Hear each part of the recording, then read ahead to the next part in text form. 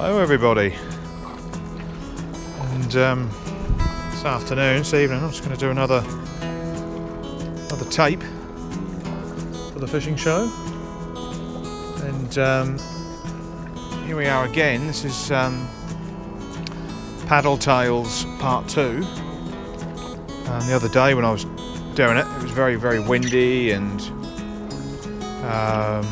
it was just shallow and weedy and all sorts. So we're just sort of, I've come to an area, the harbour mouth, out near the entrance, where it's a lot deeper. It's more in tune with the sort of stuff I've done before. So the rig is, I've got a 16-pound braid, a 4,000 reel, got a 4.0 hook, got a 1 ounce bomb, and we've got a Berkeley paddle tail, 4.5 centimetres. Got 30-pound line leader. Okay, and what we're doing, we're just flicking it out, and then we're just letting the line go from the reel till it hits bottom. And bottom is like when you feel it, when you can feel it hit the bottom. All right, you're giving it a couple of turns and a couple more turns, just staying in touch with the bottom. When you retrieve it, you can feel the paddle tail working on the end of your rod tip, which is good. It's a good sign. And we're just looking at bringing it tight into where your feet are. Okay. Now the trick is to keep the lure and the rig as close to the rocks as you dare. That's where the fish are. I've used this rig numerous times over the past couple of years, and every fish has been right at my feet virtually. So there's no point to cast it out too far, but you want to sort of get a bit of a cast and get it down on the seabed. So it's just a bumped bottom there. Remember, one retrieve is about 1 metre. So really all you need for this rig to work is about just one full revolution of your reel. It's a bit deeper. It's a bit deeper close in. So you sort of account for that. You're just waiting for the bomb just to sort of dink, and you just feel it dink. Now that's about as close as I dare before I start snagging, but a lot of fish take it on a sort of a very sort of relaxed retrieve. And so we've got a bit of a tangle here. That's what's going on here. This happens from time to time. And the trick is to sort of let it sort of untangle itself, if it will. There's an otter there, look, see him, look at that. Or a rat, or whatever the hell it is. I don't know if that's a good omen or a bad omen. So we're fishing about high water. Target species is a mulloway again. I've not had them at high water, but it's there's no reason why not. How are we getting this bloody untangling this? Yeah, it's a bit of a struggle, but it looks like it's come clear. So got a bit of a stop knot there as well. So the key is to you want to sort of cast in a sort of a clockwork sort of fashion. So you want to chuck one out there and call that sort of let's call that, I don't know, 2 o'clock. Then you want to work it back till sort of about 9, 8 o'clock, so to speak. Do you know what I mean? It's so just hit the bottom there through retrieves. See, fish will take it on the drop. So when you stop reeling, don't think that you're not fishing. You've got just as better chance of getting it as the lure is hitting the bottom. So that's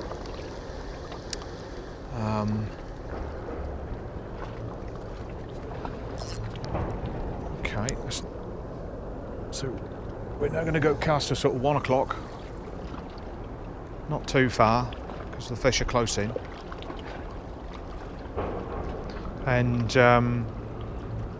yeah, sometimes you'll do all your casts, and if you hadn't had anything, it is wise to sort of move on to like another 10 yards and repeat the same sort of thing. But if you find a spot where it's reasonably deep and you're comfy there, then you can sort of have a bit of a break, for like 10 minutes and then try again. Usually certain fish will come in on sort of a high tide. Good times to fish are an hour before high and an hour after. Well, I don't know about an hour after, definitely an hour before and on top of high tide seems to be good for certain species, and an hour before and an hour after is good for other species on the low tide. So you want to sort of focus on those times, whether you're fishing at night or during the day. Night time is a better time to fish.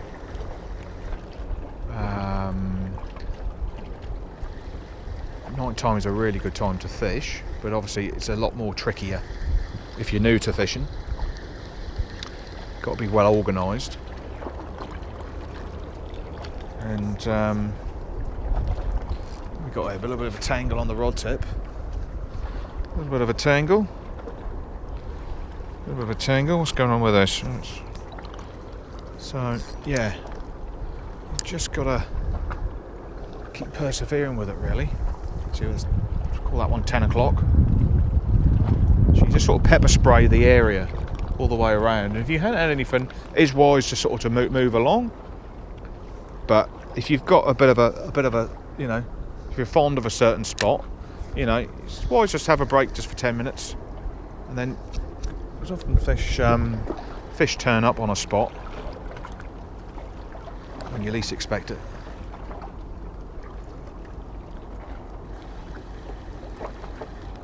But like I say, we're in sort of early spring at the minute, and it's not. I don't think this place is fired just yet. It's waiting to come alive. Once the water heats up and you get the bait fish all start turning up, then all the other species start turning up. So this is early, but there's nothing wrong with getting you sort of honed in with getting your tackle all sort of warmed up for when it does come right. But the key is here, stay in touch with the bottom. A couple of retrieves.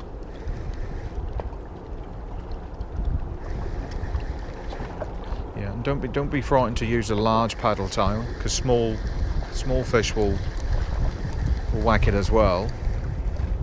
So you've got a little bit of a tangle there. It's still fishing, but so you've got to sort of say to yourself, why is it doing that? Is there something on my rig which is making it spin like that? It could be the actual tide where we're casting. Just trying to think what the tide's doing.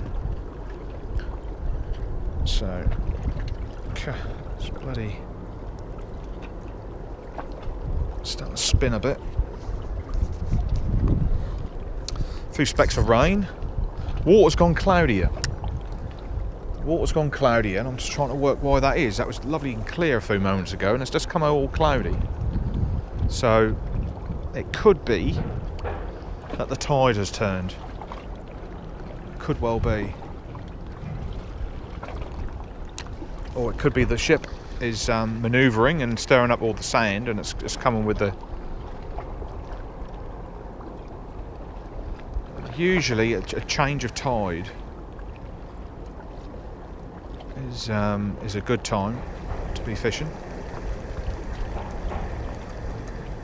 So just need cars coming off the ferry.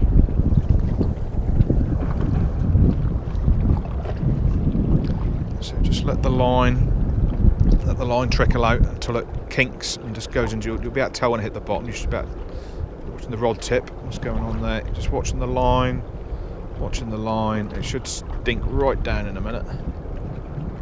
What's going on there? Yeah, that's on the bottom there, so you can see how deep it is. And that just wants to basically, because we've got at such an angle there, at 2 o'clock, if we don't wind this in fast, we're going to catch in the bottom. So it's come up a bit early, that. Yeah, don't panic if you mess up a cast. Things to look out for is other anglers turning up at certain times. Got an angler just turned up. That's always a good sign.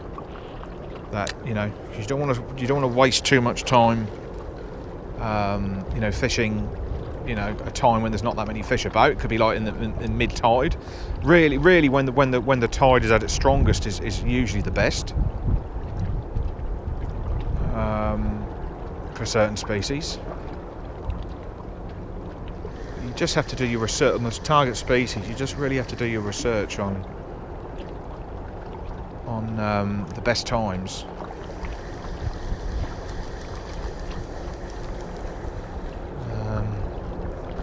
So yeah, the water's definitely gone a little bit murky, but these paddle tails are quite visual. They're sort of luminous. Some of them glow in the dark. The tail vibrates, so the fish senses it. Do you know what I'm saying? So you've only got to have your lure within like a metre of the fish for it to sort of, you can see the way the line just sort of dinks like that, hitting the bottom there like that. So you stay in touch with the bottom. That's where the fish are. Like I say, most of my fish are usually like now on the retrieve. You'll get a take, just like, you know, or sometimes you'll watch a fish actually come on the lure as it's about to pull it out of the water. So I'm going to cast in a sort of a clockwork sort of fashion, sort of 11 o'clock, 12 o'clock, 1 o'clock, 2 o'clock, 3 o'clock, and just as it's sinking down, you want to try and fish, for me, if you're not sure where to fish along a long break wall like this, you want to focus on the deepest water. Is always, if in doubt, fish deep. Shallow water, steer clear of it. Night time might be okay with baits and things like that, but generally the decent fish, they'll live in the deep stretches.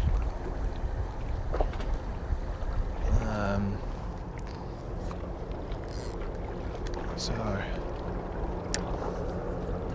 you've got to watch that the rocks you're on are not slippery when you're moving into a different spot. Always just with your trainers, or if you're barefoot or whatever, just get a feel for if they're slippery rocks or not. You don't want to hurt yourself falling over or anything. So the days of getting a grazed knee, I hope, are over. Just waiting for that lure just to hit the bottom. Just definitely deeper up that end towards the boat there. Definitely a lot deeper there. So it might pay for me to sort of see what I'm doing. This is the first time I've fished this spot. I do find the more and more times you keep working a spot, even if you're, you know, the amount of times you fish a spot and you're not successful. You know, it might take five trips to really get a feel for a place and where you think is your best spot. And until it comes right, it takes time, and that can be even just for a small fish. But you know, you do have to put the time in to be successful. But every trip you do learn something, and it is just nice being out here. So even when your lure's dropping like that, it's deep just off here, this little point here. Ah, we're snagged now. Look at that, look. Bloody snagged. as long as it's going to take to get off. See, this is what I'm talking about. When I first started fishing like this, I lost a lot of gear, a hell of a lot of gear. So now I'm more really conscious when I'm winding it. So a way to get this off is here. I've noticed that I have actually pulled it and it's come out, so I might just try that now. No, it's snapped up. Fuck it. Usually you can just wag the tip and you can get it out like that, but I've been trying that and that hadn't been successful, so I just tried that way and then that wasn't, so it just about sums it up really. Obviously it wasn't that well snagged on those other spots, so all we do just to rig this up, some pre-tied ones here. I might put my little luminous one on. What do you got? I can get hold of the bloody thing.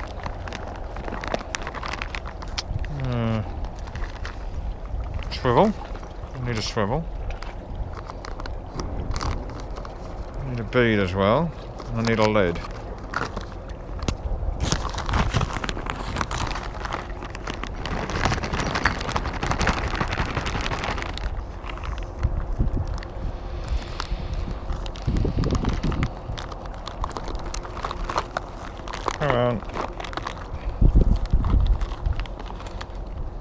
Come on, you bloody thing. So the first thing we do, we slide the lead up. And you go, come on, you bloody thing.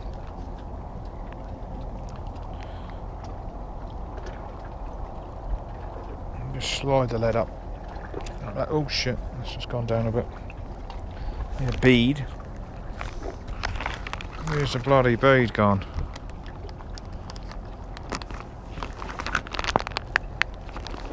Come on, you bloody thing.